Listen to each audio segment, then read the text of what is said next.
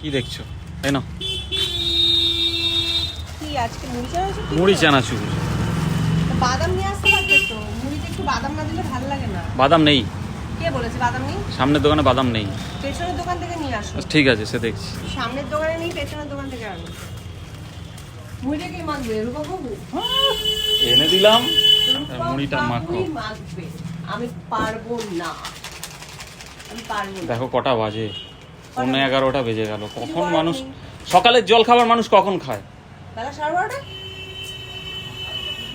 তাহলে দুপুরের খাওয়াটা কখন খাবে? বিকেল 4-5টায়, আর রাত্রিরের খাবার? ভোর 5:30।